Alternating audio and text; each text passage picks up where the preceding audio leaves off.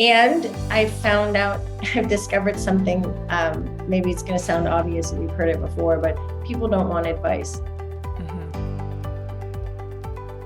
The only time someone wants advice is when they ask for it.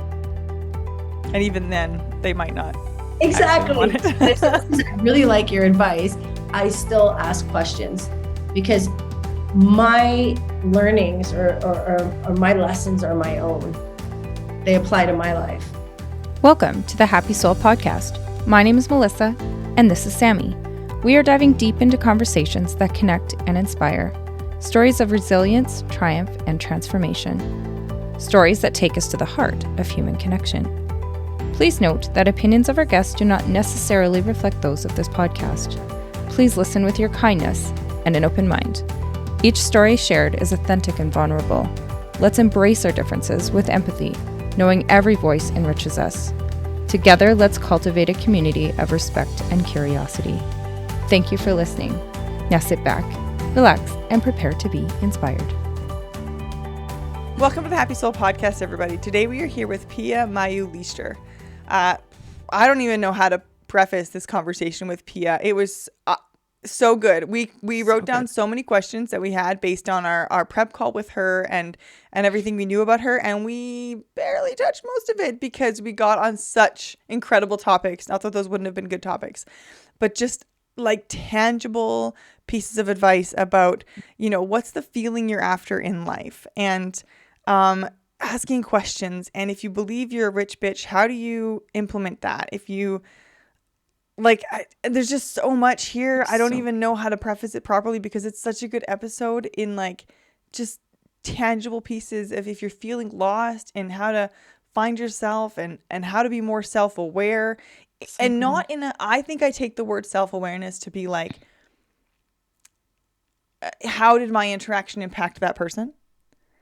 Instead of actually just personally self-aware about my needs and my goals and my desires and and all of those things, because once you're tuned into those things, it actually helps you with everything else. So it's so good. This conversation is just buckle up, because you are about to have your mind just like, if you just buckle up and have a listen and allow your heart to be open to what she has to say. Pia is a coach, and she's written a book called Welcome to the Creative Club, which is really great. It's on, I think, everywhere you can get books. I listen to my books, so I have it on Audible, and it's fantastic. And her company is called The Collective Studio, and she's a coach. She's an author. She is just a wonderful person, and we're so grateful that that she found us, didn't she? Yeah.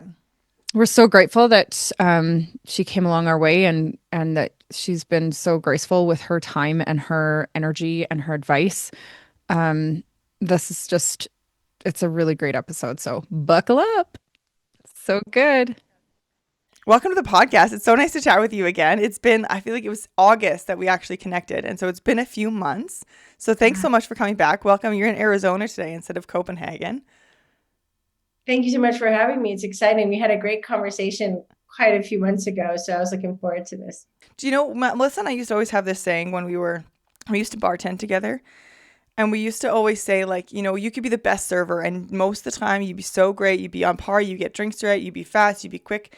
And every once in a while you'd have a table and you would just forget everything with that table. Like that table would have left being like, they had the worst server. She forgot everything. She was slow. And I was like, every once in a while you'd have a table like that. And for whatever reason, it was always the same table for the whole night. And I'm like, I feel like that's been us with you, because it took us so long to get to your emails initially. It took us so long to book a discovery call. And then it took us so long to book this. And now I'm thrown off today. So I feel like you've been our table. It's funny. Even when someone, if there's a waitress, and because I bartended too, and they're having an off day or something's not going right, the energy is there. Mm-hmm. And you feel the person, it doesn't matter. Do you know what I mean? It doesn't matter if they forgot your drink, but if they're like, oh my God, I'm having one of those days, I'm really sorry, let me get you another drink on the house, or whatever. It's it doesn't make, it makes the experience so lovely because you feel someone in it, totally. rather than perfect I'd prefer that. I'd prefer a little humanity, mess up, sweetness, energy than, pitch perfect. That's fair. I mean, especially when I was serving, like most of the time you'd have really good tables that totally get it and they just recognize you're having a bad day or that they're your bad table. But sometimes you'd have the people who really don't understand and they are very mad about the fact that it wasn't perfect service. So, one time I was serving and we served Stella on tap and we had like, the fancy Stella glasses and we Yeah. had those. And I was like early into my serving years, like I'm quite new. And instead of taking the Stella off first of my tray to serve, I took everything else off of my tray and I was putting down the last bottle before the Stella and it was like a lower table. And as I leaned, the whole glass pint of Stella poured right down this person's face, like right down the front, all the way down. They were soaking that. I was like, oh my gosh, I'm so sorry. They were really good about it. I gave them free drinks. The round was on me. I mean, pretty much their whole tab was on me, but they were like great about it. And then you have people who you forget a straw and it's just the end of the world. But I think the people where you forget a straw is in the world are always going to find something that's the end of the world. 100%. Do you know what I mean? Like that's just a way of being. And then you're like, okay, fine. That's okay. That's your experience. What are you going to do? Yeah. I know. I find those people like, especially the first time you meet a person like that and you're like, oh, okay, like some bad stuff's happened. Like, I'm really sorry. And then it's everything is that you're like, okay, you need like a new perspective. I can't. This is draining energy. And that's the thing. It drains energy and then it perpetuates whatever they're feeling or pushes that out into the world. And that's not helpful. Mm-hmm. It just creates more of it for them. Yeah. Mm-hmm. It's a strange, it's a belief like, oh, no one gets it right. It's not good enough. And that like belief will make you see more things that are not right. And then you just kind of create your own self-made hell. Yes. So I don't really believe in heaven and hell as an external thing, but I believe it as an internal thing for sure. 100%. We can create that for ourselves, either or. Yeah.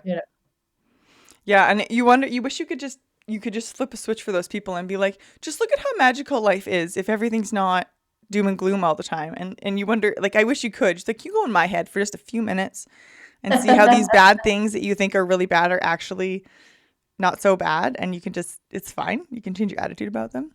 I mean, I guess it depends what you believe in, but maybe it's maybe that's part of something they need to learn to grow. I don't know. Yeah.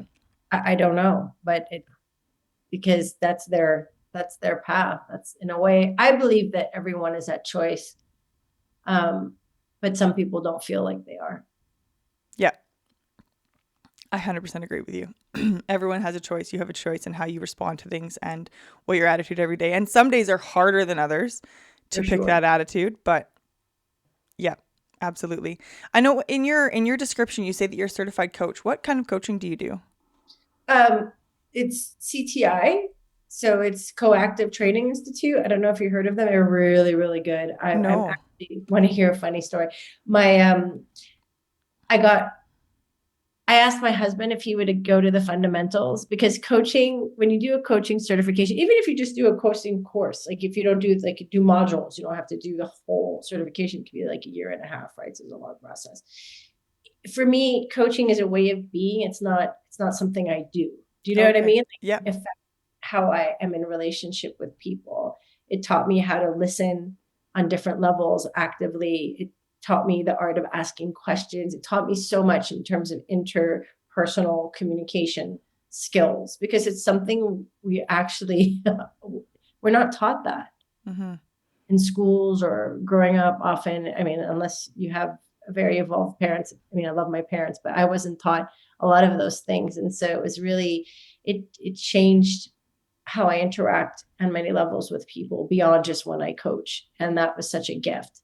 And so my husband and I, sometimes I'm like, I wish you would ask me more questions when I share something. Like, I love that you listen, but I just wish you would say, oh, what was that like for you? Or tell me more about that. And he's like, I don't know how to do that. Yeah. And that's fair. And I was like, oh, okay. Well, hey, if you're up for it, how I learned how to be better at doing that or to learn more how to ask better questions was doing coaching. And it might be something you can use, not just with me, but like with kids and with like work. And so you might want to do a fundamentals. And last weekend he did a 3-day intensive because that's usually what they are, like over the weekend. And he loved it. And it meant so much to me. It meant That's so much to me. You have no idea. I was like, oh. so what was your purpose of taking that course? And that course is just specifically how to have better conversations, or it's No. So the whole training, like Coactive has a model that they follow, and it's a fulfillment process. Um, Gosh, if I don't remember all four, they have a model that's been a while, and it's beautiful. And it is teaching you how to become a coach when you do the certification. But some of the basic principles are also how to communicate, how to listen, how to live. Like coaching is beyond just what you do in session, is my point, yeah, really. yeah. So it's not like a module about communication, it's their fundamentals. Okay. So the fundamentals is it's an introduction to each one of their 4 pillars that they base their coaching ethos on or principles on. And And so so sorry, go ahead.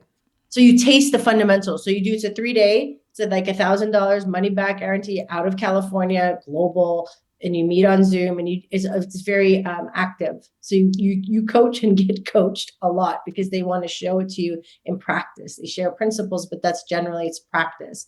And then you get a taste of each of the 4, so you understand what coactive coaching looks like what it is. You get the basics that are a taste of each. And if you're interested, you then can go deeper into each module. So then everyone loves fulfillment because fulfillment is very much about dreams and desires and like designing the life you want and how to like get excited with your clients and really get under the skin of those questions. And then you, of course, you also have to do that for yourself.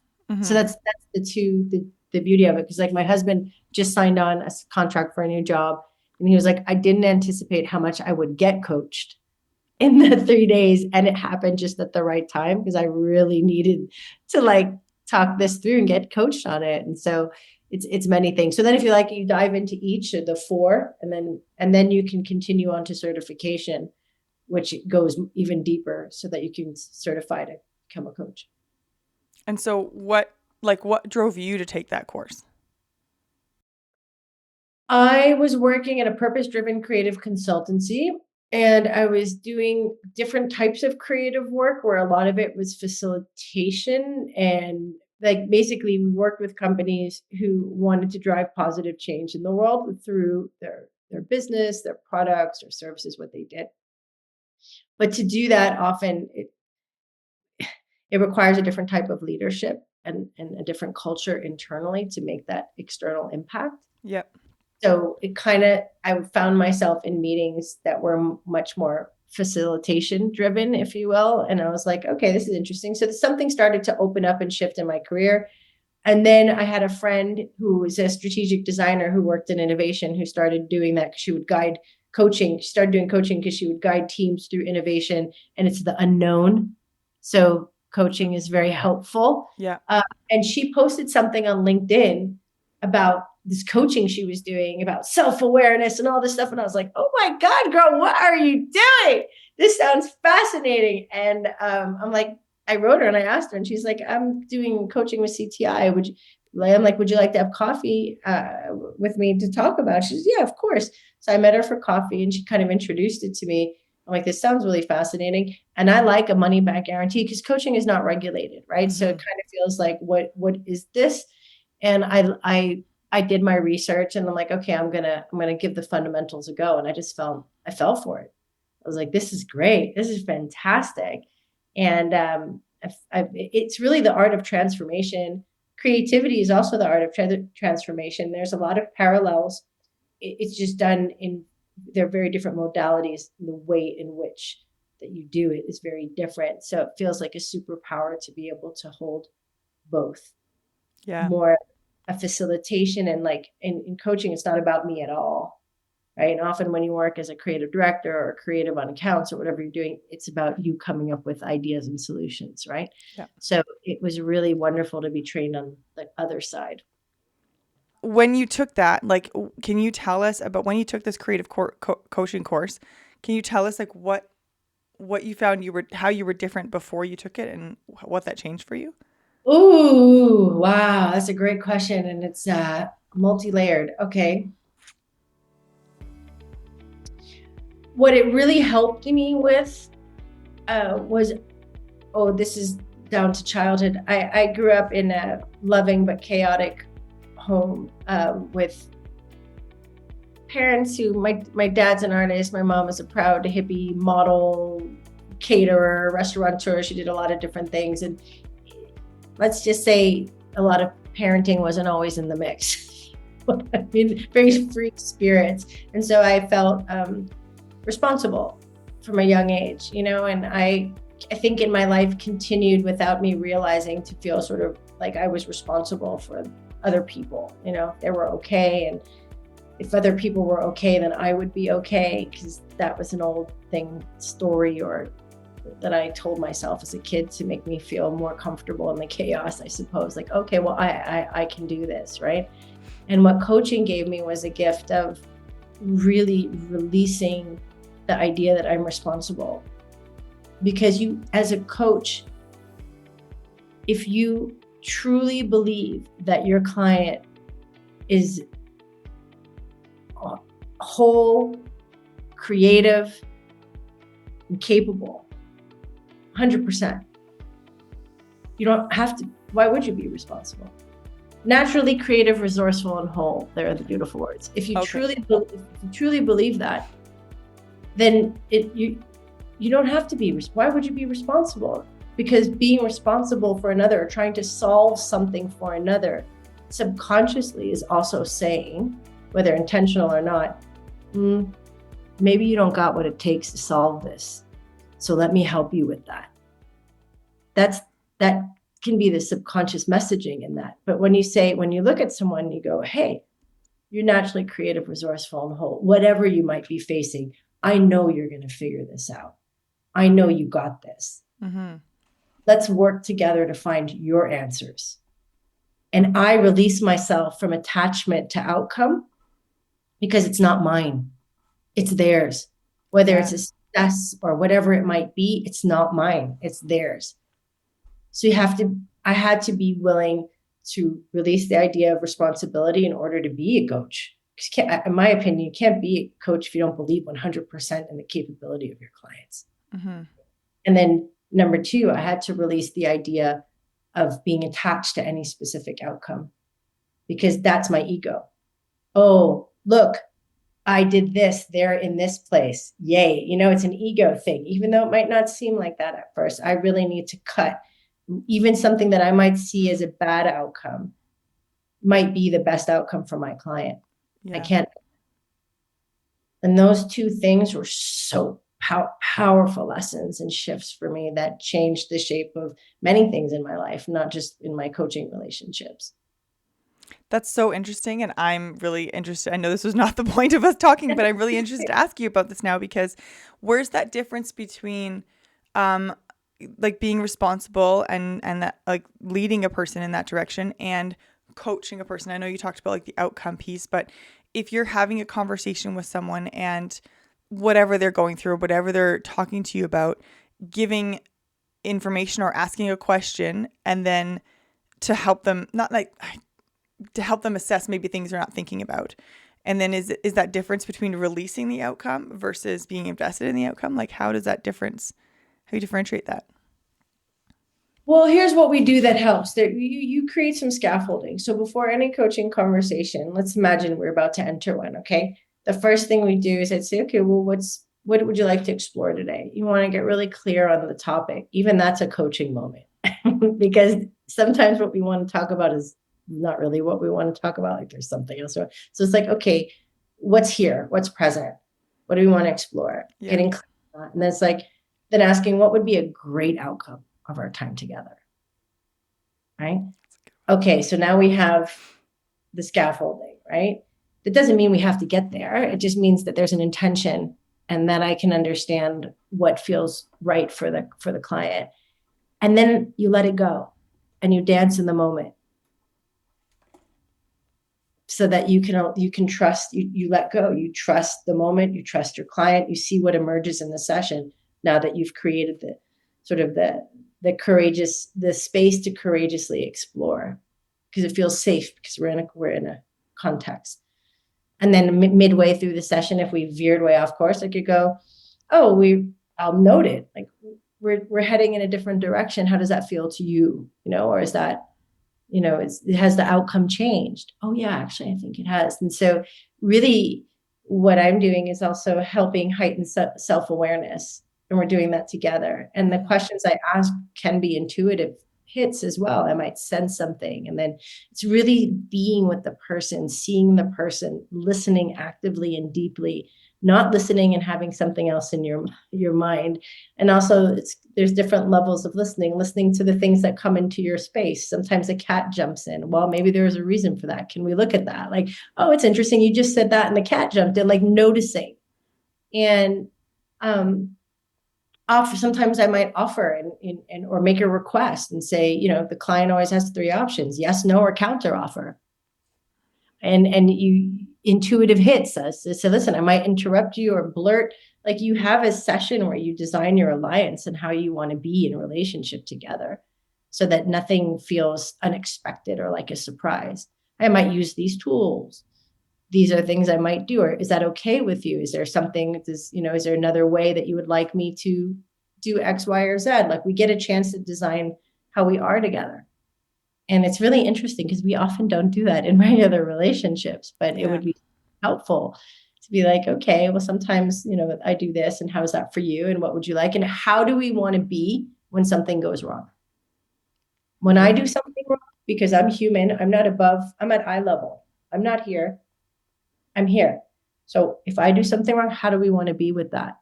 Will you tell me? If you don't show up to a session, how do we want to do that? If you don't do the field work, it's not homework, it's field work, and usually the client, I'll ask them to suggest what they think would be most helpful as an action after the session. And it's like, what happens if you don't do the field work, how would we want to be? And so, just kind of putting it all on the table. Yeah. So you're just putting all the stuff out there and letting them make the choices, and instead of like the suggestion piece of it. Because I can relate to your earlier piece about younger and taking responsibility younger. And my husband bugs me all the time because he's like, you feel like you're responsible for everybody. And I'm like, I don't feel responsible for everybody, but I do feel responsible for telling people things I think of that maybe they didn't think of. What happens after that, I don't care. Does that make sense?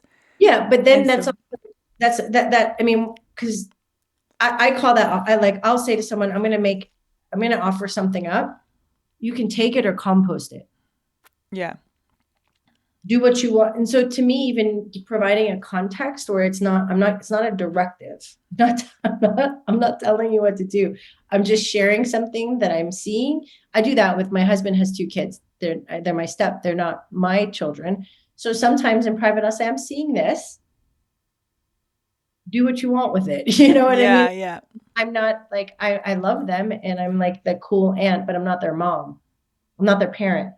So I'm just giving you a specific example. Like I'll say, I've noticed this thing, but take it or compost it, maybe we'll talk about it. So I don't know if that's taking responsibility. I think we can share what we see or how we feel without it becoming a directive that needs to be followed. Yeah. And I think that's a really fine line. Like, did you find you switched for yourself after you took this course? Like you were doing directives earlier and now you're giving observations? Definitely. And I've discovered something, maybe it's going to sound obvious and we've heard it before, but people don't want advice. Mm-hmm. The only time someone wants advice is when they ask for it.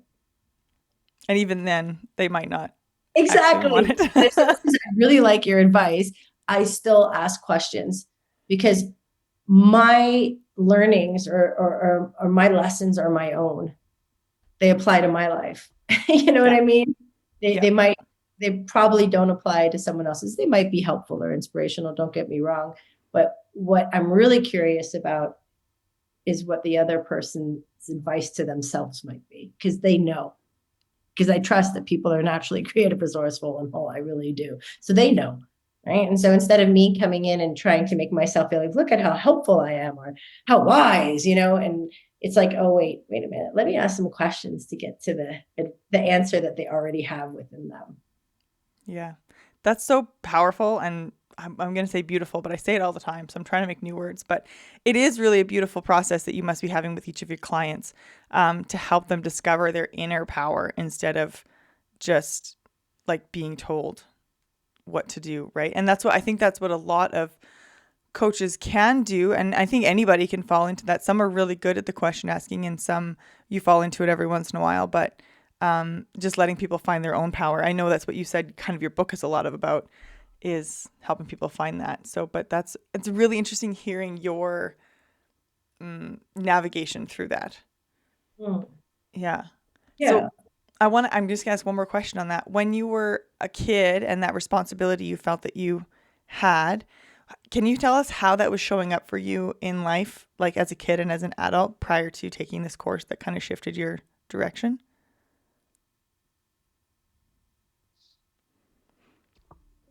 I think it took a lot more energy for me when I was in either social situations or relationships, or even in parental relationships still as an adult, where I felt like I needed to be very sensitive and aware and empathetic to because I could feel, many of us can, other people and what's happening, and then kind of moving into their energy and not staying within my own, if that makes sense. Do you Yep. know? Like getting late and then kind of getting out of myself and learning how to stay anchored in myself, observe, still hold space, be compassionate, but not feel like I have to enter their energy or space to fix something. And the impact feels like freedom, and it feels like a coming home, because in many ways that, for me at least, could lead to shape shifting. Like, who do I need to be in this moment to make everything okay? And there's an element of responsibility in that, because it's like, oh, well, it's my responsibility, right, to make everything, but it's not, and I can't possibly do that because it's not only me, right? I'm responsible for myself. I love this. It was a yogi who said this. It's like, define responsible as response-able. It was Sadhguru. I just remember it. Like, I heard him give a talk, and he's like, it's like we all are response-able. We're able to choose our responses. And I like that switch of responsible. And so I think it started to show up in that way. And any change needs awareness. Like, we can't shift what we're not aware of. Yeah. And so when I started to become more aware that, oh shit, I'm going into other people's energy, or I'm taking responsibility where it's not mine, then I can start making different choices. Be like, oh, I'm going to stay here. Yeah, it's kind of exactly what you said before, right? Like offering things and then releasing what happens with it. There's no expectation, they follow it. It's just, I have to get this off my heart because I think it might help. And if it doesn't help, that's totally cool. I'm still here to show up. Exactly. Yeah. I think people feel that. I think people feel that energetically. You feel when someone tells you something and they really want you to do it that way. And then it's like there's an expectation that you do it, and that doesn't feel, at least to me, it doesn't feel good. Freedom is like a very core value of mine, and I'm going to make my own choices, and other people's expectations can feel very heavy. And so it's nice. I think that's a gift you give people when you're like, okay, here's an offering, but I love you the way you are. If this is how it is, then that's how it is. And I have to manage myself in it. That's the hard part. Yes, absolutely. That's so, when you said, when I asked you the question about how you were a certified coach and what that meant, that was like not at all the road I expected to go down. But that's like a really refreshing take on the definition of a certified coach. Coaching is not advice giving. At least not the way it's been defined by the International Coaching Federation. It's not just my opinion. It's, I love this definition. It's heightening self-awareness, helping to create the space for heightened self-awareness, because in that way, when we're more aware, we get to make different decisions for ourselves, and we get to shape our lives more consciously and create our lives more consciously when we're aware of what holds us back, of what excites us, of old stories that are kind of playing on repeat that are informing our behavior, of the things we really want to do in life, of what we dream of. And it's an ongoing process because we're evolving and growing and changing. And coaching can be really helpful at different, what I call them sticky junctures. It's like when you're either at a pivot point or an inflection point, something is calling you that you really want to create or make real, or you're hitting a wall somewhere, or you feel like you have the capacity and potential for so much more, but you're not sure where that more is or what's getting in your way. Like it can very much accelerate growth, because people might get there anyway. That's what my client said recently, and it was actually really wonderful to hear. She said, I know you would say, she left me a voice, I know you would say I would have gotten there by myself, but it would have taken me a hell of a lot longer than if we haven't worked together, and it wouldn't have been as much fun. It wasn't always fun, but it meant like it was also joyful to be able to co-create together, to know that you're not alone in it. And it sounds like when you have a client like that, like you're this positive voice reinforcing and speaking back into them that they can do this, and not just someone directing them on the right path to go. And I think the easier route is to, on both sides, is to have a director and be a director, right? It's a lot harder to step out of both of those roles of wanting a director and desiring to be one. So that's where real change lives, real sustainable, like, impact. Because if someone tells you how to do something, you're not going to trust. There's like, I don't know if it's an erosion of trust, but it's like, oh, you're bypassing your own knowing to follow what someone else is telling you, because that person must know, right? Yeah. But when someone is part of helping you reconnect to your own knowing, so that you trust that and you can hear it more clearly and see it more clearly, man, that's a lifelong impact. Yeah. It's much easier to go, here are 4 easy steps to get to success. And it's like, okay, that's what worked for you. Who's to say that's going to work for me? Yeah. I'm a believer in that we have to design our own processes, our own ways, because there's no one like you in the world. Yeah. And that's the beauty of it. Tapping into that is what's going to make the difference. Not replicating what someone else has done. This is not yours. Sure. Hi, Melissa. Hi. Hi. So good. Welcome. I think that I agree. So I have a personal training background, and that is like something that applies applies to everything, obviously. But I remember saying that to my clients all the time in that directive. I'm like, if a doctor comes in and says, do this and this and this, and they haven't actually fully assessed you yet, this is just a streamlined process. They're not actually assessing you and how your body works. And so this isn't about, maybe some of those things will work, but like they don't know. They're guessing based on what works for 80% of people instead of us really checking out who you are and what your body needs. And so like we're talking about this in more of like a personal, like internal development type of way, but it applies to medicine. It applies to your physical body. It applies to everything really. And it's, I think, a really important lesson for, like I said before, both sides to learn, of not just assuming everyone is the same and not just looking for someone to tell you what to do. So 100%. And it's a more, I was going to say challenging road, but I wanted to find a better word. It's like, it's the road that will make you sweat a bit more, but it's also the most gratifying and fulfilling one. Yeah, absolutely. Yeah. Can you tell us about, I'm going to jump our conversation a little bit here. Can you tell us about what your story being you lost and found your creative power? Can you tell us what that was like for you, losing and finding, what that meant for you? Yeah, it's funny because it's an insidious process where it doesn't just happen like all of a sudden. Like it wasn't just one day I'm like, oh, lost it. Where is it? Okay. It was sort of gradual. And I think losing my creative power came from losing touch with myself. Mm-hmm.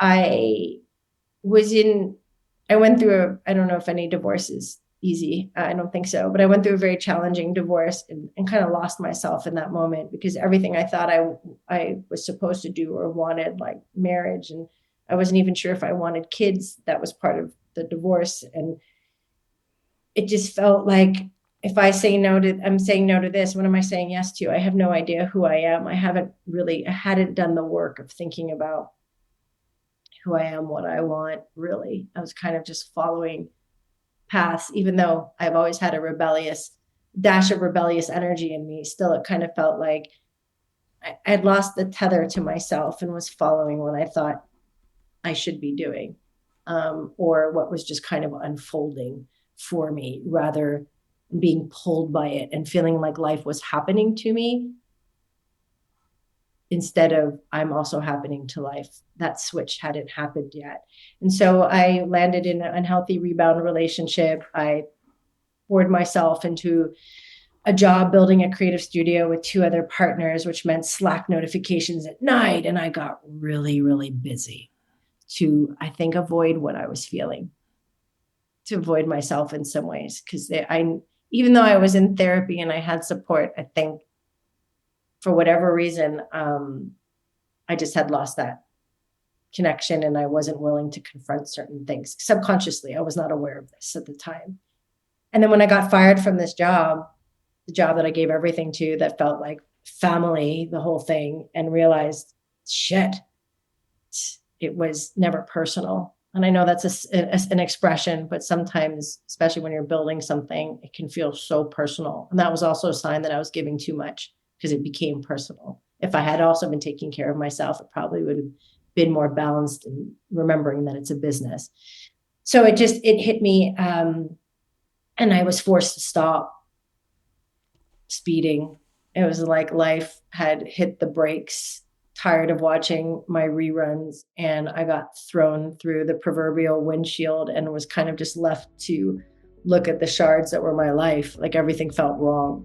My relationship, work, and I couldn't move and I couldn't avoid because I had nothing to do. I was fired. So I had to sit with it and figure out, oh my God, well, where do I go from here? What am I going to do? Who am I? I felt lost and disconnected.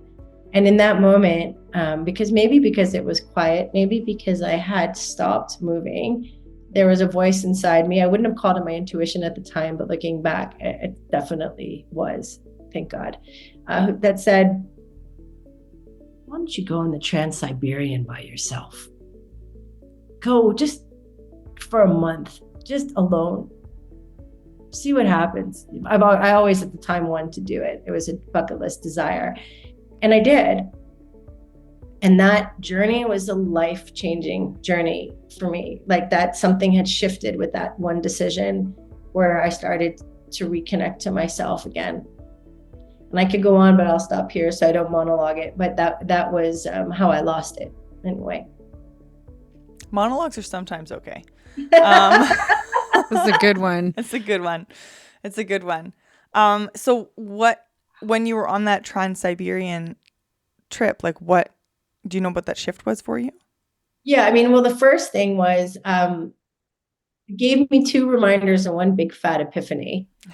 The one reminder was, of course, I'm going to be okay by myself. I've been on my own since I was 17. I somehow had lost touch with that rebellious teenage girl who was fierce and powerful. And I just had forgotten, right? And of course I'm all right. I grew up in New York City in the 90s, like in the 80s, 90s, 80s, actually. So like, of course I'm going to be okay. New York City in the 80s is not what it is today. I'm totally capable and resourceful. And I had that in me. And I got to experience that when I lost my bag. I had packed my backpack meticulously. I had even put things in Ziploc bags with labels on it because I was going on a month-long adventure across China, Mongolia, and Russia. So I wanted to prepare myself properly. And I had hiking boots. I had everything I thought I would need. And when I got to Beijing, my backpack didn't arrive. No. I remember waiting and I'm just watching, no luggage coming by and I'm thinking, oh God, oh no. And so I go into the Air China office and there's a guy sitting behind a computer. It looks like it's from, I don't know, 2000 and he's wearing and I'm just like, this is not going to go well. I'm like, sir, my bag didn't arrive. And then he's like, what flight were you on? And he looks it up and he goes, oh, that was a different carrier. So we're not responsible. But of course, we'll do our best to get the bag to you in the next couple of weeks. I said, next couple of weeks? I am traveling. It's a backpack. Like, I'm not going to be in one location. And he's like, I could send it back to Copenhagen if you'd like. And I was like, well, I guess you have to, because the bag was never going to reach me. So there I'm in Shanghai with like no extra underwear, no toothbrush, no nothing. I wasn't one of those smart people who had like, some like my husband who's like, always have the underwear and chargers and toothbrush in a separate bag just in case. That was not me. I did not have that. And I kind of started to panic. And then I walked out of the airport into Beijing. I'd never been to China before. And whoa, what a world. Like I smelled steel and cigarette smoke and like soy sauce umami and all these different flavors. And there was a big billboard for skin whiteners and a guy on a bicycle with chickens in the back. And it was like everything. And I got so excited. I remembered in that moment, like what an adventure life can be. What a fucking adventure. Here I am, geez. And I just felt invigorated. And all of a sudden the bag didn't matter as much. They had a Zara. I went to Zara and I got a pair of shorts. I went to it's called a Mimisu, it's a great, like kind of, they have Hello Kitty and all types of stuff, but they also have underwear. Got a few pairs of underwear. And then I went to my hotel, and the rest of the trip, I survived on like a very small bag, and it felt so liberating not to have to carry 35 pounds through this whole trip. Felt very like a metaphor, like I just let it go. Like, okay, it's not here. And I just kind of fell into the adventure of it and excitement of it. And so it was a reminder like, man, this life is big and it's beautiful. And there's so much adventure out in the world. Like Shanghai, Beijing has always been there. I just wasn't there to see it. It's all out there. We just need to allow ourselves to experience it. So that was the first reminder. And then the second reminder, as I mentioned, was, of course, I'm going to be all right. Of course, I'm going to figure it out. I was all right on the train when there was a drunk Russian guy cradling a bottle of vodka, punching the steel car door for some reason, unbeknownst to me. And I remember a fellow, like a younger woman came up to me, and another foreigner's like, "Are we going to be okay?" I'm like, it's fine. He's just no eye contact and just don't worry about it. And it was interesting that she came up to me. So it's kind of like, of course I'm going to be all right. So, those are the two things that I got hit with: the beauty and wonder of the world, not to forget that, because I had forgotten, and that, of course, I got this. And the big epiphany was when I was on the train hurtling through Siberia, looking around me at like clothes hanging off the bunk beds, one guy clipping his toenails, the smell of sauerkraut and body odor around me. It was such a scene. And then like the landscape of Siberia hurtling, and like it's almost like I'm in this movie. And in that moment, I was like, holy shit, I creatively directed this scene. I creatively directed this scene. I brought myself here. I made this happen. We're talking location, set design, script, protagonist, like sight, sound, all of it. I'm not only a creative director at work, I'm creatively directing my life. And we don't have to be a creative director at work to do that. And that was a real penny drop, and not even a penny, $1 million drop moment for me, that I still carry with me when I'm feeling low, or when I'm starting to lose that, feel a little powerless for whatever reason. I'm like, oh, hold up.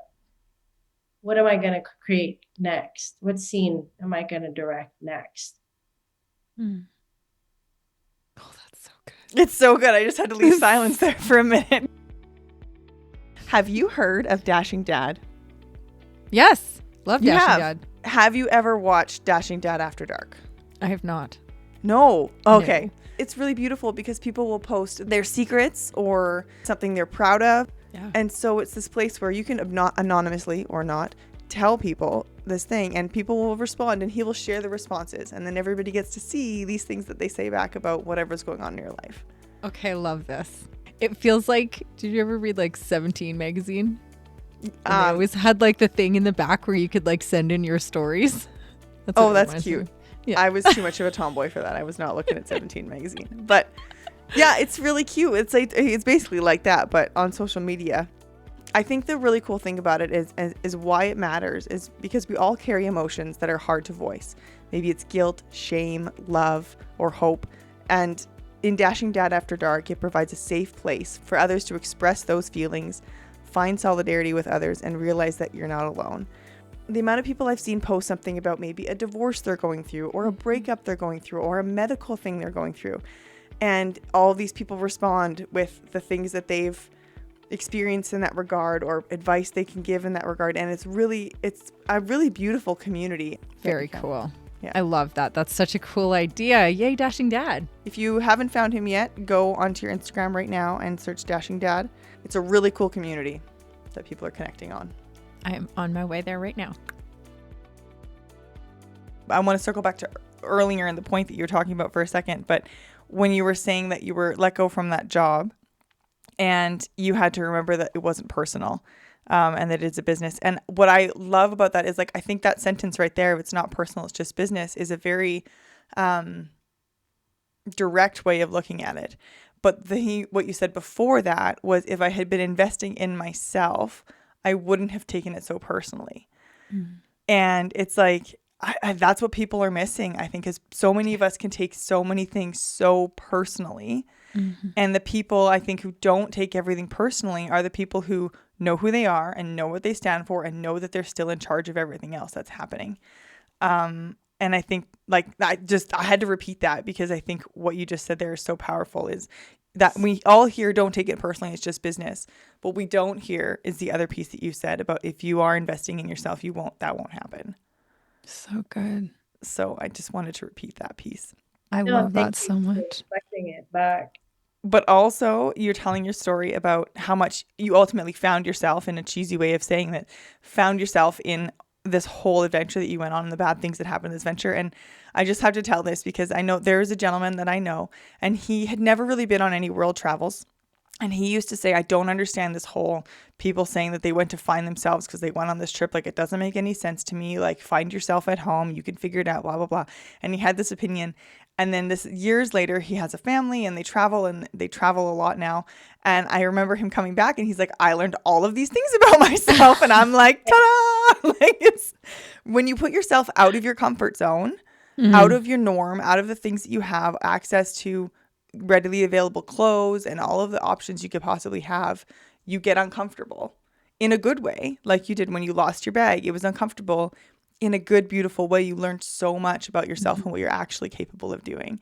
And so I think it's a cliche to say I went and found myself out in the world, but really, truly, it is an amazing way to find yourself. And I love your narrative of, like, I'm the creative director of all of this. I made all of this happen.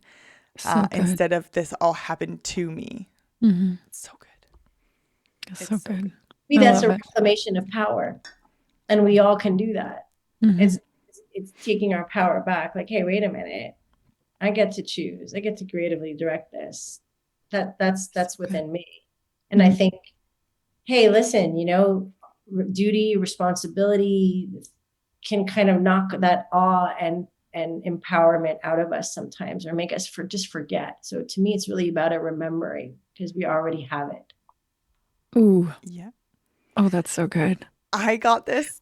Sorry, I'm telling stories here, Pia, but I have to I love the stories. I remember when I was like late teens, and I won't say who this was for, but somebody I felt in my life really struggled to see the power in themselves, but really loved the movie Wizard of Oz. I saw this quote and it said, "You already had the power, my dear. You just had to find it for yourself." And it was like from Glinda the Good Witch, and it had like a picture of the ruby red shoes and all of this stuff. And I like printed it out and gave it to them as a gift, because I was like, they just didn't believe in themselves. And this was someone who was like 30 years my senior, but I remember giving them this thing, and they've since gotten rid of the picture. But I just, I think about that because I'm like, it's a movie quote, but it is really powerful. Oh, really. good. That's so interesting. It is so powerful as well, because we were talking about coaching, just to bring it back to that. And when you do your coaching certification, also for clients, so if anyone can also use this, you personify, it's called different names. Your inner leader, that didn't resonate with me as much. Like I call like my inner wisdom, like it could be your gut, that leader of your life internally, and you personify it. And my personification of my inner wise one was Glenda the Good Witch. No. I had a picture of her above on my desk while I was doing the certification. It stayed there for quite a while because she knows what she's talking about. She's calm and wise, and she had a certain energy. And so it's interesting to think about if you had to personify, because we all have like a wise knowing voice within us. Mm-hmm. We all do. And to get curious about what it sounds like, what it feels like when it comes up, and even to sort of give it a name or personify it and then visualize it and see it, can be a really helpful exercise. Helped me a lot, especially if I'm about to do something big. It's like, Linda's there. And I'm like, yes. She's got me. That's so good. That so much. I do too. Melissa, do you have anything you want to? Oh, I'm just loving this so much. I did have something. It's not a question. It's I don't know. I don't know if it fits, but I just want to tell you guys about it. I was working with a coach once who was talking about the wellness wheel and about how if you focus just on one slice of the pie, then when things start to fall apart, then it's like if something falls apart in that one slice and all of these other slices have gone unrecognized, then you dismantle because you put everything into it. So you're talking about like everything into the job, you get fired, and then it's like, oh shit. Whereas like if you're focusing on the other slices of the pie, then you've got something else going on. So when something happens on that one slice, you have backup, you have somewhere else your energy is laying. So you're not just completely focused on one side of your life, and then it doesn't completely dismantle because you're like, well, I'm comfortable over here. I've got this going on over here, or I've got, right? Anyways, that made me think of that when you were talking about that story. 100%. Call it the wheel of life. So what's cool about the wheel of life is you can slice it up however you want, right? But normally diagram, and you have work and health and relationships and fun and physical environment and all these different things. And you can name it whatever you want. People have different slices, but similar, or they name them differently. And then usually a good exercise is to go, okay, right now on a scale of 1 to 10, how satisfied do I feel with each of these slices of life? Just to get curious, not judgmental. And it's a snapshot of right now. Maybe tomorrow it will feel different, but just like a snapshot of the moment. And then it gives us a chance to do that balance. Like, okay, because and then you draw lines based on the score. It's like scored towards the center. And, a wheel rolls properly when it's rounded, right? And then if you see your wheel kind of looks like this, you imagine how you roll in life. It's like, because things are not getting equal attention, or all the things in life that make this life worth living, that make it exciting and beautiful, and all the things that we get to define. And then this is what happens when you're married to a coach. Before the new year, I like to take my husband. I'm like, let's do the wheel of life exercise. And then we'll go to like an Airbnb for a weekend, and I'll draw it out. And because I'm also curious about where is he at in life right now on a scale of 1 to 10, and like describe it. And then here's there are 2 killer questions that come after that. And then we'll go, what would a 10 look like? Because no one's at a 10. This is such a great question. Your relationships, and you could split out relationships to like kids or husband or like whatever you want. What does it look like at a 10? Then it invites us to get curious about, at a 10, that's like really, really good. And some people don't want to do a 10 because they want to leave room for improvement always. So fine, 9 or 9.5, whatever you want to do. And that will give us a lot of self-insight and invite us to reflect. And then the second killer question is, okay, what can we do starting now? What micro action can we take that moves us closer to a 10 right now? And that is really an interesting and wonderful, I do that with my clients. I'm doing with your partner or whomever, but with your partner is nice because it kind of gives you insight into what they view as a 10, and where they are, and then how can we support each other. Some things are our own, but some things we can also have our shared goals, and how do we support each other to make micro actions and steps towards that 10.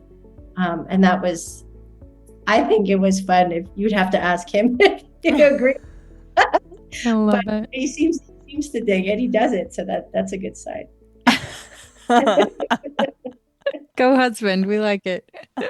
That's awesome. I love that so much. You don't have to share what, but has ever been like a really big surprise to you about his answer about where he's at with different things? Oh, definitely. Yeah. There's so many insights, because it's funny. We often don't, we don't ask ourselves these things, because often, especially if there's kids or you're doing a lot of different things, there's a lot of logistics and like, okay, let's finally just sit down and relax. We often don't carve out the space to ask, deeper questions about physical environment. Where are you at there? And I think it's important. So there are a lot of surprises. And I think one of the things I notice with my clients, with myself, my husband, is that the 10 is often not a moonshot. Sometimes I think we're afraid to say what the 10 is, because like, well, what if we never get there? But you know what? From my experience, it's not that far away. But the only way we can move closer to it is by becoming aware of what it is. We can't get there if we're not sure of where it is, right? And so a lot of his answers surprised me. I don't remember anything in particular, but I think that was an insight. Like, okay, well, we're not that far away. That's so cool. Yeah, I think that's a big revelation people can have. That's like, oh, a 10 is actually only if I carve out an extra minute a day to make this last a little bit, right? Like, it doesn't have to be this crazy thing. I want to jump back way into something we were talking about, because this ties into your question asking here. I don't even remember if this was part of us starting to record or not, but you were talking about how you learned more about asking questions, not just to yourself and to your coaches, but with friends and family when you're out and about. I've had this conversation with people, because I feel like people often can say like, you're so good at asking questions. I'm not saying this to compliment myself, but you're so good at asking questions. I often don't know how to ask questions. I don't know what questions to ask. I don't know how to do that. And I think a lot of people fall into that category of they rely so much on other people to engage and create conversation that they struggle to do it themselves. So do you have any words of wisdom or advice for people in that can help them learn how to navigate just general conversations better in at question asking? Got one word: curiosity. I knew you were going to say that. I knew you were going to say that. Because otherwise it's like, oh, well, I need to find the right question to show that I care, that I'm engaged, that I'm involved. And it's like, that's we're still within ourselves in that equation. Right? Ooh, yeah. So that's why we like a script. So here, look how good I am. I've done like, I know the 5 questions that I really need to ask someone. Yes, now I've done it. And now I can just lean back. But that's not genuine curiosity for the human in front of you. And that takes vulnerability, right? Just to be like, I'm not sure, but let me listen. And let me see what comes up. And sometimes the question can be as simple as, tell me more about that. What was that like for you? Yeah. It doesn't have to be a big, insightful question. I think everyone wants to feel seen. And I think it's such a beautiful gift to just give the power of presence and genuine curiosity. Oh, that's interesting. What was that like for you? Or, how did that make you feel? And I think, to me, the next time you're in conversation with someone, it's, what if you just were deeply curious? What do you want to know? What do you notice about what the person's sharing? And a person can feel that. Definitely. Yeah. Thank you for answering that. That word keeps coming back around. Curiosity? Curiosity. That may be my word next year. It's such a great word. It's a prerequisite for creativity as well. Like, I mean, to create anything, we need to be curious. What would the world be like if I built that thing? Or what would happen if this, like, there's a genuine curiosity. Curiosity is, I think it's fundamental to our existence as the fulfilled humans, to get curious about the world we're in as well. I mean, kids are we're natural born curious people, right? I mean, we are all curious. That's how we survived. That's how we made it here. Like, oh, what happens if we rub two sticks together? Like, I don't it's how we made it. And I do think it goes hand in hand with creativity. Yeah. Absolutely. I think though, and I think I'm probably not alone in this. Like, I know I'm a very curious person, but mostly because people make fun of me for it, but in a good way, in a loving way. But I know I heard a lot the saying as a kid of curiosity killed the cat. And so a lot of us are told to not be curious because being too curious can lead to danger, ultimately, is what they're saying there. And so I think that's a thing that people need to overcome is that fear that it could lead to a bad place. Right. Well, that just made me curious about where does that story come from and who does it benefit? Like, what's the belief behind that story? Like, what is that? What is curiosity killed the cat? Because I've heard it, but I've never actually thought about it. But satisfaction brought him back, right? Isn't that also the? I don't know. Anyway. Oh my gosh, what? I've not heard that ending before. I've only heard curiosity killed the cat. That's it. I don't know if I create. No, I don't think I can. You Google it, but I remember curiosity killed the cat, but satisfaction brought him back. He was satisfied about what he found out. See, this is one of those sayings you only hear one half of, and it's bad. You hear the other half, and it's good. I've never heard that before. I'm going to look up this after. I want to look it up right now. I want to look it up because I'm like, look, my eyes are watering because I'm like, wait, we as like growing up, like 80s, 90s growing up kids, it's kind of like we kind of all grew up in that era of, and no slam. I'm not slamming my parents here. But we kind of grew up in that because I said so era. Curiosity killed the cat. Don't be curious about that. Don't ask questions. We're doing this because I said so. We're talking right now. You're not talking. Like there's the kids, there's the adults. Like it's a different time now. Like now it's a time where we're like encouraging our kids to be curious, and it's hard sometimes. It's really hard sometimes. But so you can see, like as a parent, you can see sometimes how. Sorry, I kind of went on a little, but you can see sometimes how it would be easier to say because I said so. Don't be curious. Like, you're making it harder right now because like I'm on this path and I'm being pulled over here because of your curiosity. I can see how that would be easier. But like, wait, so you're telling us there was more to that line. We just never got taught that part. Well, that's what I remember, and we'll have to Google it to check. But here's what That's amazing. I think is really interesting that you're pointing to that I want to draw attention to, and I think is such a helpful exercise for all of us. Oftentimes, there's a belief that's fueling our behavior. And so to get curious about what that belief is, or I call them scripts as well, it kind of feels like a script someone wrote. The question is, who wrote it? Did society write it? Our parents write it? Or did we script it? Or did we just inherit it? Because ultimately they drive how we behave. So if the belief is curiosity killed the cat, ergo it's dangerous to be curious, and that's kind of the script operating in the background, maybe unbeknownst to whomever is thinking that, then we might stop ourselves from getting curious. So how to rewrite it is first to become aware, like, oh, where'd that come from? Who made that shit up? Is it helpful? Is it helpful or is it harmful? Is it leading me where I want to go? Is it helping me become who I want to be? Is it bringing me closer to myself or further away? Like, we can ask a lot of questions, and then we get to choose to go, I'm going to change that. I'm going to add his satisfaction brought him back. And that's the new script that I'm running because that's how I want to live. And I think that's such a powerful exercise because we all have scripts that are running, and a lot of them are not our own. So good. So I just wanted to point. Yeah. Thank you. The other thing is sometimes I ask, who does that serve? Because scripts are written by somebody. So curiosity killed the cat, if I wanted to get wax philosophical on it, could be, and I'm guessing, that keeps people controlled. It makes people not ask questions. And when people don't ask questions, then they're easier to control because they're just doing what they're told they should do as a society. So that it could be that, right? And then again, it's just curiosity. I don't know if that's true, but it's like, okay, then maybe that serves someone. The question is it serving me?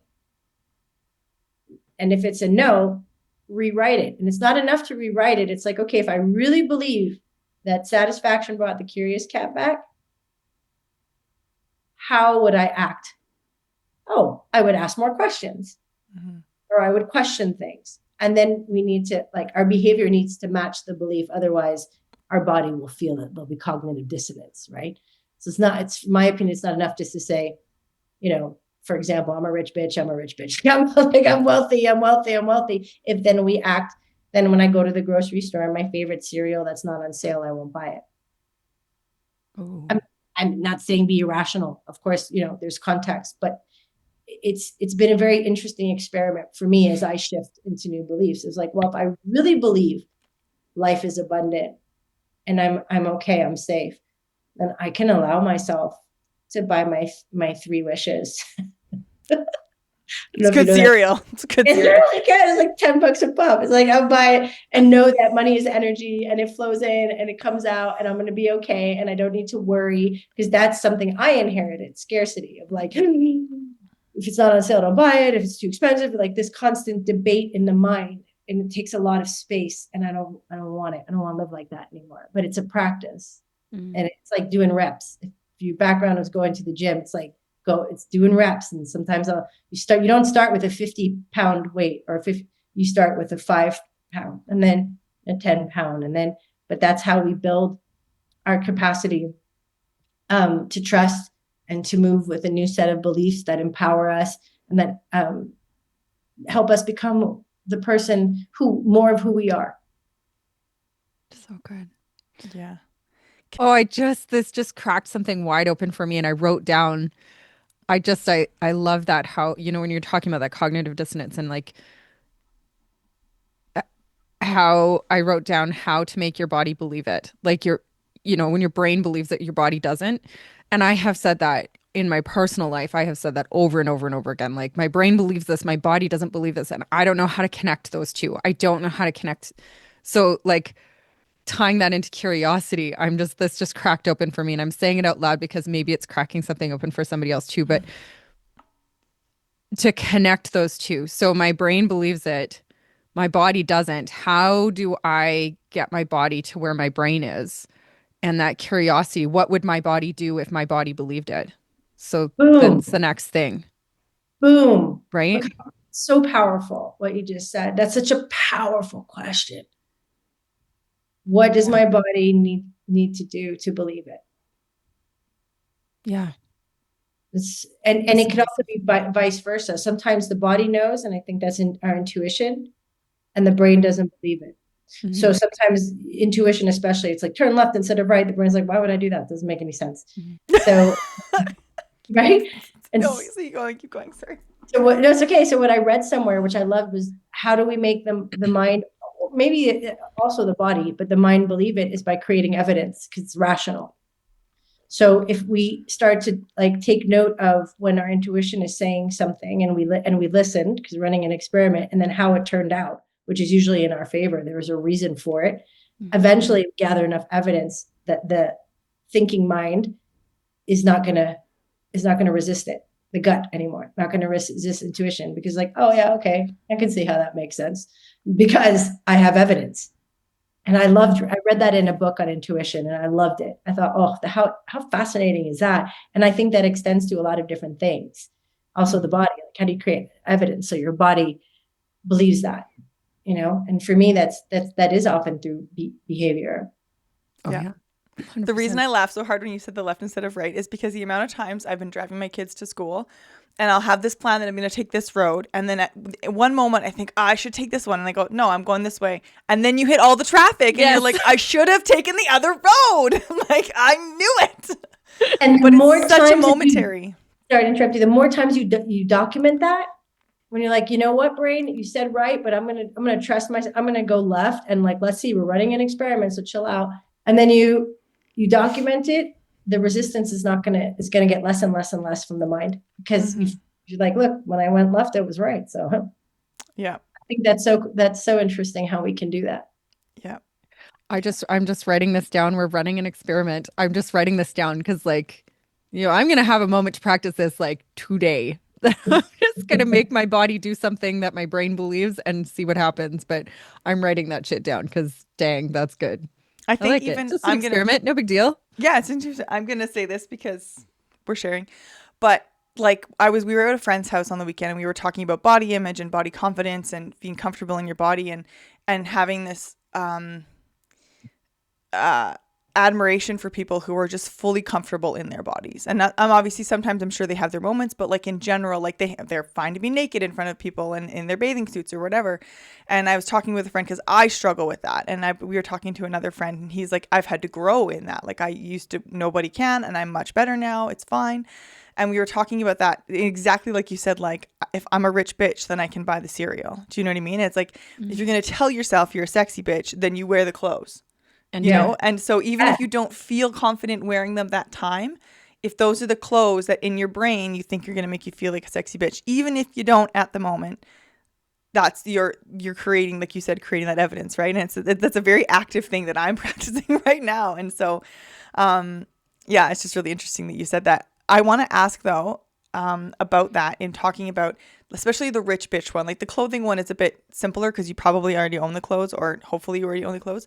But the rich one is if you are budgeting and you're trying to manifest as well, but you're obviously doing work, like how would you help somebody learn to live that rich bitch, but also you have a budget to follow because you don't want to go into debt?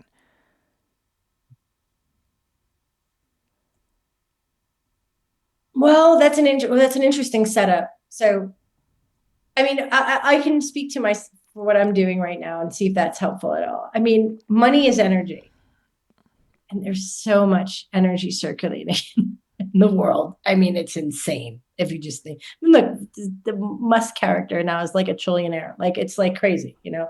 It's energy, and so it's for me. It's thinking about when money goes. It's being very conscious of going, thank you. Like it's so nice to be able for money to flow outward towards things that bring me joy. And I trust it's coming back. And it's like, it's a reframing of how I see money. That's number one. And there's a trust element to it. So I have a budget. I used to be extremely budgeted. That felt very restrictive, and I didn't allow myself sometimes to really enjoy, like to go all the way for the things that I really wanted to enjoy because of my fear that my money wasn't going to be replenished, because that's the budget, right? We have a budget, and I'm getting curious now because a reality, like if we're making a certain amount of money, but also because there's like a fear of like, if I go over this, I might not get more back. And so it's kind of trusting that I can allow myself that experience within reason. I'm not talking about, I don't know, 5-star hotel in, wherever, but within reason, it's a leveling up. It's giving myself more than I might have allowed myself in the past, because I trust that it's going to also come to me, that I can let it go because it's also going to flow. It's going to come back to me. And when I do that, so far in this experiment, it does. And I allow myself to enjoy an experience, and it feels really good. Like I went to, for my birthday, I went to Bali, and it's Bali. So even a 5-star hotel in Bali is not a 5-star hotel in the States or wherever, in LA. Okay, big difference. But I gave myself that experience for the first time in my life. And it was amazing. I never had turned down service. I had a friend who was like, you ever have turned down service? I mean, I have no idea what that is. And he's like, honey, you haven't lived. I'm like, I don't know. It's like when they prepare your bed and put your slippers and run your bath before you come back to the hotel. Anyway, it doesn't matter. The point is, it's about allowing. And did that kill me, hurt me? Did anything happen bad? Did I suddenly become broke? No.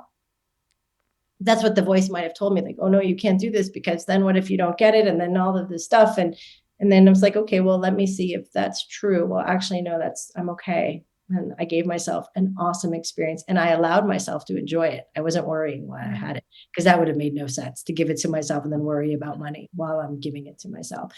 So for me, that's how I am practicing. I'm moving towards what feels good and what feels right, and what also feels like a celebration of life. Like I'm going to allow myself this. I'm going to give, and I'm going to trust that I can do that. Again, there is always a context. So not Yeah. going way above beyond. There is a context and there is a level of rationality. But because I come from a scarcity mindset, that's how I grew up. It's my version of like allowing is not crazy. It's like the next, and I'm doing more and more of that, allowing myself to really have the experiences or to get something that brings me joy or to do something. And then observing what comes up with the resistance, because it does, that comes up, and then being with it. And then maybe changing the narrative of how I see it. Like, you know what, it's going to flow in and it's going to flow out. And this is something that actually matters to me, that will give me a very nice experience of life right now that I want. And, you know, and so I don't know what advice I'd give to anyone else, but it's sort of getting really curious about what money beliefs and what money wounds we have. And sometimes I think they're intergenerational. Mm-hmm. Sure. Being aware and then asking ourselves, you know, how we want to live. Do we want to live in fear? Do we want to move with trust? And that question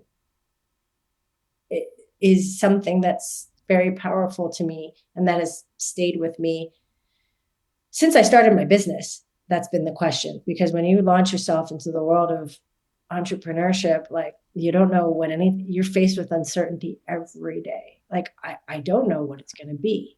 I mean, we never know what it's going to be. Life itself is uncertain, but when we're salaried or when we're in certain environments, structures, it can feel safe. It's an illusion of safety. Truth is, anything can happen at any point in time. But when you're running your own business, you're faced with that every day. Like, oh shit. Ooh. And then I get to choose, like, okay, well, how do I want to be? Do I want to be fueled by fear, or do I want to move with trust? And I obviously want to move with trust, because why would I choose to be fearful every day to do something? But what I didn't realize when I started Collective Studio, that I would be redesigning my relationship with life. Yeah. Because life is uncertain. And so it's like, how do I want to be in that uncertainty? Because it feels really fucking vulnerable sometimes to be a human on this planet spinning at 1,000 miles per hour in one of, you know, I don't know, 150 billion galaxies or whatever it is, not knowing what's going to happen next. And I get that. And I can give myself comfort in it. I could, you know, eat Cherry Garcia and watch a show that I like if from time to time when I'm feeling vulnerable, but acknowledging that vulnerability and then saying, okay, well, how do I want to be with it? I want to trust it, because I know what the alternative is, and it's not very fun. Yeah. And that applies to money too. Like, I want to trust that that I can allow myself. So I don't have to hoard. I don't have to like have it in an Excel sheet or see the whole thing in order for me to feel like I can be safe. Because the truth of the matter is, when does that number stop? Like, when I feel safe at one number, then there's another number I need to get to, then another number. And I've heard of, and many people who have tons of money who still don't allow themselves to enjoy or feel safe. So we need to do that work now. So it's not about the number. And we just trust that we're okay. We trust that we can allow ourselves to experience life and to enjoy it within whatever context we're experiencing. And that's a work I do, honestly. I will maybe not every day, but very often, all the time, like very frequently. Yeah. And it feels good. There are moments where I'm like, yeah, like when I was in Bali and I opened up the windows and I could kind of see the jungle, and I was like, holy shit, this is so cool. Like, gratitude, like I received it. I fully received it. Mm-hmm. And for me, it's like the point of life is also to enjoy it. I mean, how do we thank someone when we're given a gift? We enjoy the fuck out of that gift. We enjoy it. You know what I mean? So it's like, for me, enjoying life is the way of saying thank you for the fact that I'm alive. Like, yay, I'm alive. Woo, I get to experience stuff. I get to do things. And you know what? I'm going to die at some point, and I don't know when that's going to be, and neither does anyone. So what am I waiting for? What am I saving for? What? Yeah. To make me feel, it does make me feel safe, but what are other ways that I can make myself feel safe that also allow me to experience fully? These are all, this is one of the hardest questions I ask myself and other people. And I'll share it here, is, you know, what makes you feel safe? Dang. That's a good question. Yeah. You know, and I have two sit things with that to a add little on. Today. So with that, yeah. Sorry, Sammy. No, it's okay. I just have two things that are like things that are going through my brain. lately that kind of tie into what you're saying, and we'll respect your time and let you go because we've All right. already gone over. But I think when you're talking about that enjoying life and not living in that fear, is one of the privileges we have of being human is our ability to know what the fear could be and let that control our now. And if you think, break it down to like the fact that we are animals and you don't see lions out there worrying about what's happening tomorrow. They chase down that prey and they run their butt off to catch it to eat now. And then they lie about and relax and whatever they're doing. And I think that obviously we're not running around and catching our prey, but we are chasing life. And if we're always worried about what could get us while we're chasing life, we'll never catch our prey. If an animal, like if a lion is worried about something else, it's not going to catch the antelope, you know? And I'm trying really hard because I am like, I can get tied up in like the end of the world. And I have to really focus and be like, I can't control that. There's nothing I can do about that. I can only control this, and that's where it is. And so like that is just what you're saying just ties into that so much for me. And I don't remember the other thing I was going to say, but that's okay. We'll come back. But it'll come back. But And on that note, when I get anxiety, and this has helped me a lot as a practice, when I start to feel anxious about the future, about whatever, usually it's about the future, I stop myself when I remember, when I'm aware, and I go, where are you? I'm here. Okay. What's here like? It's pretty fucking good. All right. Stay here.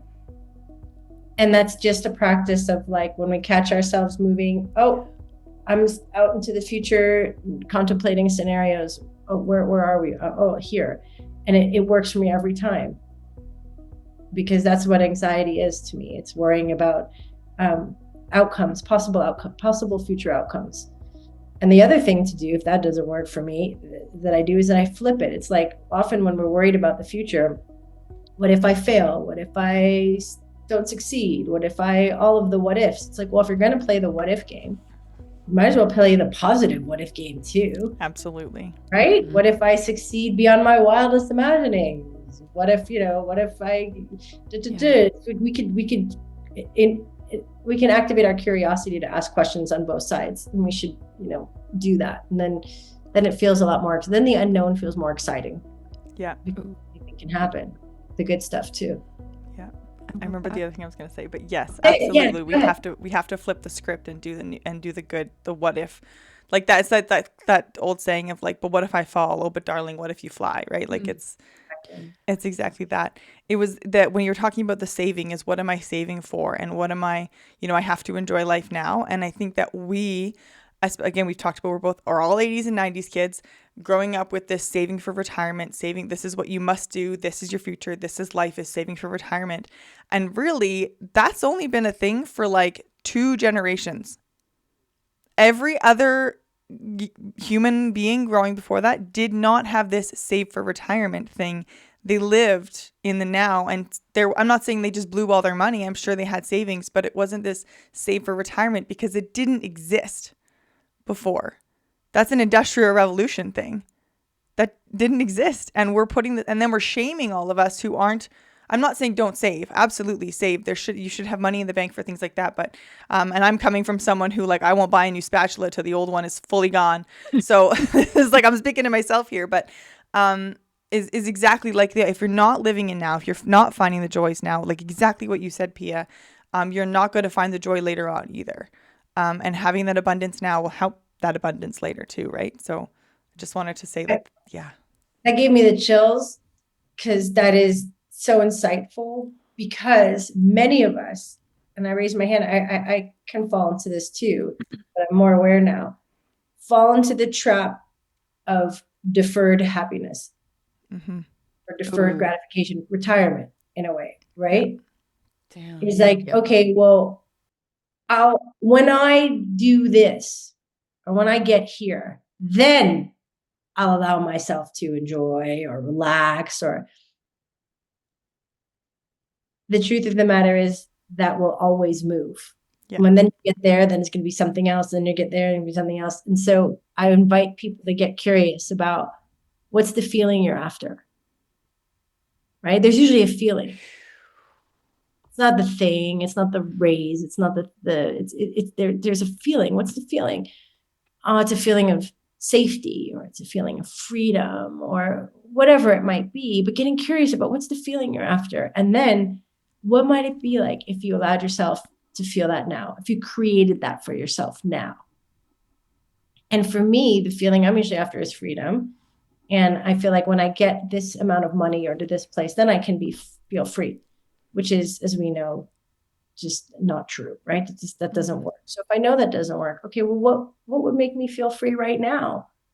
Oh, well, taking a moment away from my computer and going to sit outside with a cup of matcha, like a hot steaming cup of matcha latte, and like just kind of stare at the trees as the wind blows and put my feet up and contemplate or whatever. It just like we can create these slices of that feeling in our lives now. And that's how we don't defer it. And that's how we remind ourselves that it's not somewhere out there. Yeah. It's right here. Yeah. So freaking good. I know. I'm going to add on for a second. I'm going for you. Do it. Sorry. There's value in learning delayed gratification, but only in the sense that it's not creating spoiled neediness. Do you know what I mean? Like, delayed gratification doesn't have to be fully delayed. We just have to learn that not getting exactly what we want right now doesn't mean we can't still be happy. True. I agree with that. You know, like anyways. Sorry to interrupt you. Here's how I square that. And this is really, really important for me. I am grateful for all that I have right now. Okay. Maybe it's not the 5-star, all that I have right now and all that's on its way. Yeah. I got to hold both. Yeah. If I'm only holding what's coming, then I've lost the plot. Then I'm not in the present. Yeah. I'm not grateful. It's like gratitude has to be holding both. Yeah. And that to me. Damn, girl. Yeah, exactly. I was thinking is like with kids, right? And I think we can have people, the reason I want to say this, because I think you can have people who are like, oh, so I do just deserve it all now. And it's like, well, yes and no. Like you can have it, but if you're not happy now, don't shoot for later. Figure out the happy now and then shoot for later. And that's how you create that like healthy delayed gratification you don't have to have it now to be happy. You need to be happy now. Like you just said, right? So sorry, I didn't mean to. As I was hearing that, I was like, I could hear people who like are holding off because someone told them to later gratification go be like, oh, well, I definitely get to get those $4,000 boots then. And it's like, well, no, that's not the point. Well, agreed. And I'm also hearing something else in the background where like, I don't know, most people, at least that I've worked with or met, including myself, and I could be wrong, we often don't allow ourselves. Mm-hmm. So I almost feel like the encouragement of allowing yourself to feel joy, to feel whatever, to give yourself. And when I say give yourself an experience, it doesn't have to be material. Yeah. But that's what I mean. And that's what I'm saying. I agree with you. You need to find that happiness now, not just in the purchase of whatever it may be. I was agreeing with you and trying to reframe. Yeah, I hear you. I'm just getting curious because you used the word spoiled. So that made me curious. You see, I'm listening to you. Yeah, you're right. You used the word spoiled. And I was like, ooh, that's interesting. I wonder and no judgment. I just wondered where that came from. So that's where, you see, this is an example of when you're activating our curiosity. And again, there's no judgment in it. It's just like, it's an interesting choice of words. Yeah. And I mean, in my head, I'm thinking of kids and like the whole, where we'd put a definition of spoiled kids, right? Is like, if they don't get what they want right now, they have a hissy fit and won't be happy because they didn't get it, versus a child who is wanting, and you can want, but still be happy even if you don't get, and that's that difference in an adult can react the same way if they were taught as a child that if they didn't get what they wanted, they could no longer be happy. Right. Whereas if we teach that happiness, even without it, doesn't mean you can't have it. It just means you can still be happy without it. It releases that spoiledness, even if you still get what you want. Yeah. I think that's probably where my brain was going. Sammy, I think that's where we go back to the two things, being grateful for what you have and what you're going to have later. And to take the lessons, again, 80s and 90s kids, you're going to be a spoiled brat, and take those two things and be grateful. Because we were always told like, be grateful for what you have, forget about everything else, or you're not getting it because you're, we were always taught one hand. So now our generation's turn our job now is to teach our children both. Like you said, Pia, grateful for what I have in this moment, and really relishing it, because we were also, I think, parented a lot. Again, no shame on my parents, Mama, if you're listening, no shame on my parents, but we were also taught this kind of shame. Like, we're grateful for what we have because, you know, there are starving children in Africa, and I should be grateful for what I have because I should feel guilty about it too. So, like, grateful for both, and also being the lion that caught the antelope isn't feeling bad about catching the antelope, eating the antelope. Where is the next antelope coming from? He is relishing in the antelope, and he's like nourishing his body. He's not feeling any sort of shame about it or guilt about it. So like, we're teaching our children both things now. That's our job now. Yeah, Am I totally. onto something? Definitely. Yeah. I hope I didn't sound like I was Love this. disagreeing with you. I totally was agreeing with No, you, and you Pia. know I what? You just, were yeah. so allowed to disagree with me 100%. Like, I mean, what, they would be really boring if we never, like, and so I didn't take it that way at all. And same, like when I shared my observation, it wasn't a poke in any way. It was more curiosity of like, I don't know. Sometimes I feel that at least the people I encounter, including myself, we stop ourselves from just allowing ourselves to have things, not just monetary things, but to experience things. And so I'm often on the side of, well, what if you did allow yourself? And what if that doesn't mean that you'll become ungrateful or spoiled, or no, I'm not saying that's what you're saying. I'm just saying, like, what if you just allowed it? And I think that that definition of spoiled for me isn't necessarily built in materialistic things, but your behavior around them.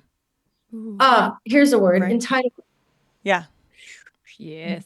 Right? Like, Yeah. you're not entitled to things.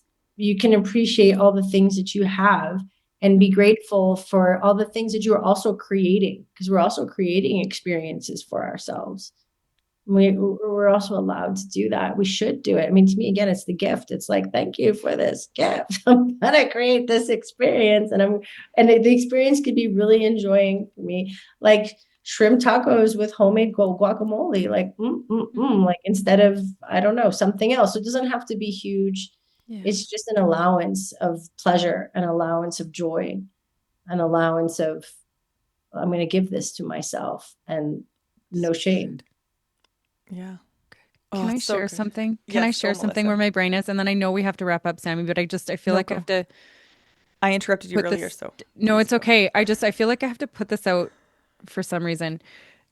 Just where my brain is at, it just kind of makes this all kind of tangible for me. And maybe, again, maybe it would be for somebody else too. So you're talking about what makes you feel safe.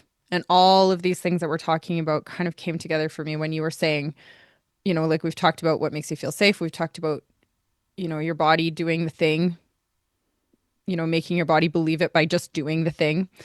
Um, and when you said, um, that, what, you know, like all of these things kind of came together, and I had this visualization of like, what would that feel like for me? For me personally, that would feel like not being afraid of what somebody else is going to do. And I have like massive fears about what somebody else is going to do. And I sit in that fear a lot. And in that moment, when you said, like, I'm going to go have my hot matcha, I was like, what would that feel like for me? That would feel like for me not being afraid of what somebody else is going to do, and having a moment where I could just sit and be and not be afraid of somebody else or somebody else's emotions, and have a hot cup of coffee and sit in nature and just not have that. And then in that moment, when you said that, I was like, wait, I do have that power to give myself that gift. Because in this moment, there's nobody knocking on my door. There's no, like, that's not happening. In this moment, I can actually just go make myself a coffee and sit not in that fear in Yeah, this moment and just give myself that gift. Like, how 100%. cool is that? That we actually have that power to do that? That's freaking cool. Isn't it cool? And we forget. It seems so We simple, forget. but we totally do forget. I think we're constantly buzzing. Like, there's always this list, constantly buzzing, all the things we need to do, whether we're, you know, whatever stage of life we're in, and wherever we are in our lives. Like, I feel like entrepreneurs, parents, career people, there's always this list of things to do. It's like this constant running. and I don't know, maybe this is just how my brain works with this constant running in my head, this thing, we actually, it sounds so simple, but we actually do have the power to just sit down, enjoy the hot matcha, give yourself a minute to look into the trees. Like, we actually have that. We can. And by doing that, we show ourselves that we are safe, and we are the creative director, and we are empowered, because we're taking action. So we're showing that to ourselves that we can do that, right? And so I think that's powerful evidence that we can do it again and again and again in different ways. Thank you for the whole morning this morning. We've Thank had some you. incredible conversations. Sammy, I've really enjoyed. We've traveled to so many different places. It feels like we did a world tour adventure of topics, and I'm really grateful for both of you. It's been really wonderful, and I hope we stay in touch. Yes. Like, keep me posted about, and anything I can do to support what you're building and what you're doing, you just let me know. Thank you. So great. Thank you so much, Pia. I'm listening. I'm still listening to your book, and I just want to tell you how much I'm enjoying it. And I love I love listening to it. It's really beautiful. So thank you. Yeah. Thank you so for your much. morning and sharing your wisdom. And it's just been such a fun morning. Thank you. It has been. Thank you both. Have a good rest of your day. See you later, Bye, Pia. Pia. Bye.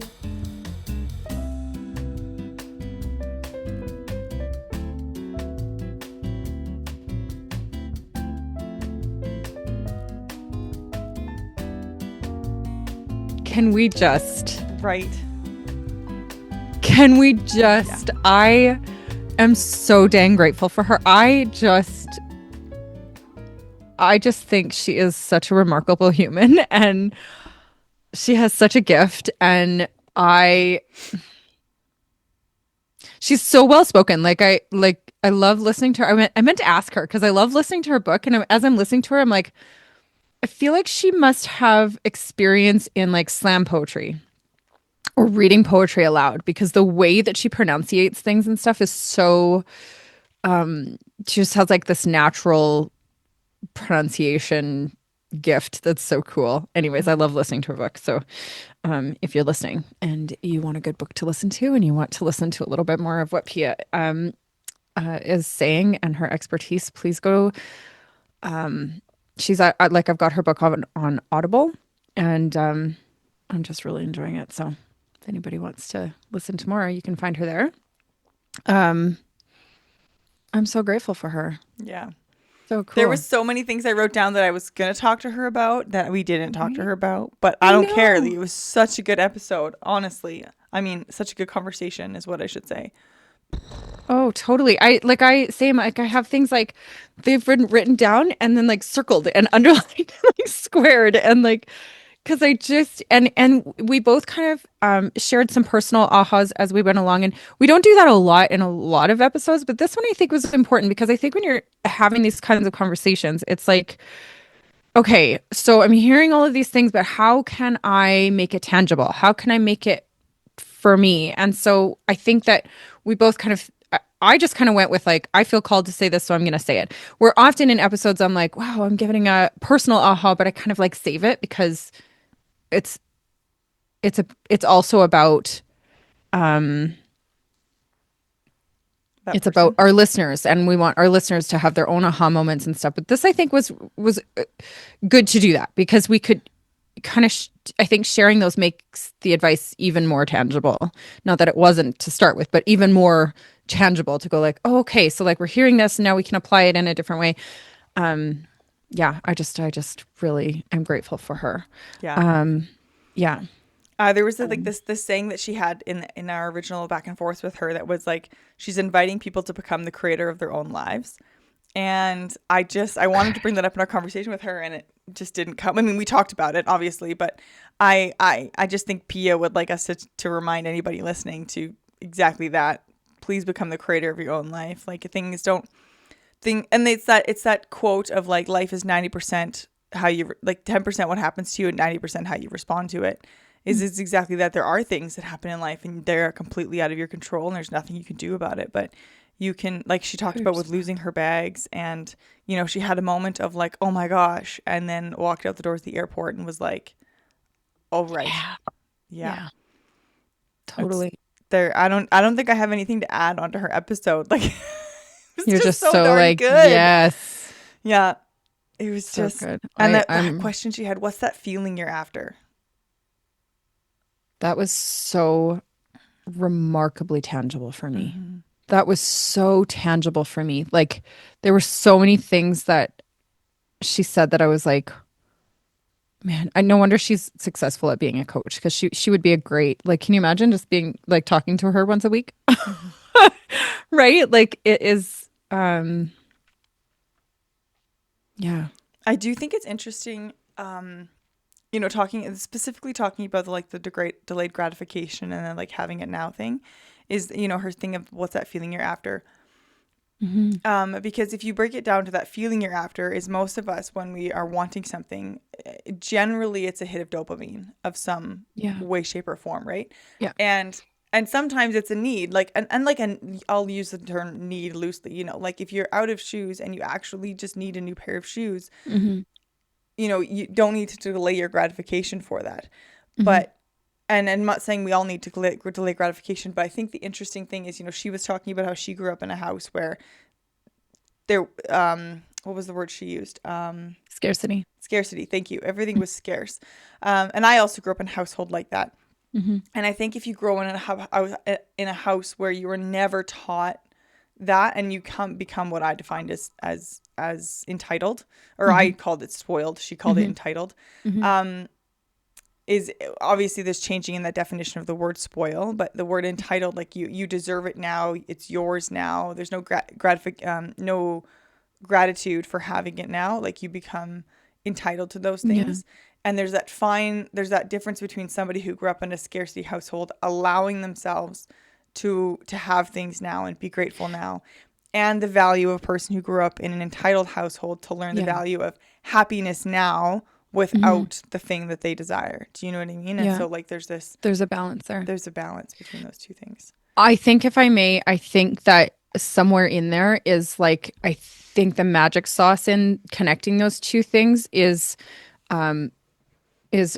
presence, as in like being fully present, and gratitude.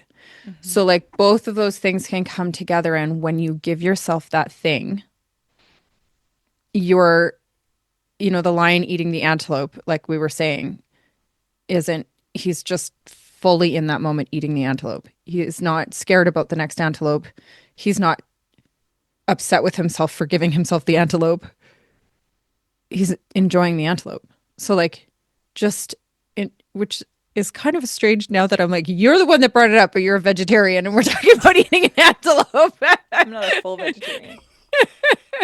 Anyways, but something else that I just wrote this down because you were saying it, is Glennon Doyle wrote a book called Untamed, and in it there's a chapter about one of her friends. Now I'm going to butcher it. I've listened to this book probably 4 times, and now I skip chapters when I need to hear one. And this book is so dang good. One of the chapters is kind of about this. It's about a girlfriend who was struggling financially, but wanted to take her family on a beach vacation. I think the chapter is called The Beach House or something. She wanted to take her family on a beach vacation, but she knew she couldn't afford to, but she wanted to give herself that. So Glennon's advice to her was like, okay, what is it about the beach vacation that you want to give to yourself? What is actually the gift? Is it the beach vacation? Is it the house? Is it the view? What is it about that you're craving, that you need? And the answer was actually quality time with her family, because she was finding they would sit down to dinner and they would all sit on their phones and nobody's present with each other. So what she was going to spend on a beach house and a vacation, she went to the dollar store and got a basket. And she put that basket at the front door and she said, family, today, phones in the basket, we're at the table and we're spending that time together. So the gift itself was the same thing. The gift was that quality time with her family, and she didn't need the beach house to do it. Yeah. So she gave herself the gift that she needed. So part of it too, I think, is being like marrying those two things together is, what is the gift you actually want to give yourself? And if it's the thing, and that's realistic in your life, do it and be in the moment and appreciate it in gratitude. Yeah. But if the gift is hiding in there somewhere and it's not actually the beach house, but it's the basket, give yourself that gift. And then same thing, live in it in gratitude and really like, eat the antelope. You know what I mean? Totally. And I Love also think, like, I'm just reflecting on the conversation too, is like, when I say the word spoiled, obviously she has her definition in her brain and I do in mine. And we both have this is me faulting myself here is what I'm trying to say, is like, she's so incredibly self-aware. And then I'm thinking of people who aren't self-aware when I talk about, like spoiled or entitled, right? They're not self-aware enough to figure out what that feeling is, what's the feeling, what's the gift, what is it? And obviously that's, and I'm not trying to critique anybody, but that's me faulting and not believing that's my fault in not believing that other people can be more self-aware. Right. You know what I mean? And so like, that's where I was coming from there too, which is like a fault in my thinking, which is, And I think often I don't think it's fault in your thinking. I think often we can take our own stories played by somebody else's script, to use her language. So like, well, that person, when they get that thing, I look at them as being spoiled or entitled, and they're not living in that gratitude. So I shouldn't give myself that thing because I don't want to be that entitled person. But you guys could both give yourself the same thing. You guys could both go to the Bali hotel and one be entitled and one not be entitled. And the difference is in how you consume it. The difference is in your reasoning, your why, and how you're consuming it, living in that gratitude, living in that presence, and fully giving yourself that moment. Does that make sense? Yep. Totally does. I love it. I'm so grateful for her. Thanks for tuning in, everybody. This is a good one. We're so grateful. Thank you so much for joining us today. We hope you enjoyed it as much as we did. To help support the growth of this podcast, please feel free to leave us a review, follow us on socials, or recommend us to your friends. Your support honestly means the world to us. With love, Sammy and Melissa.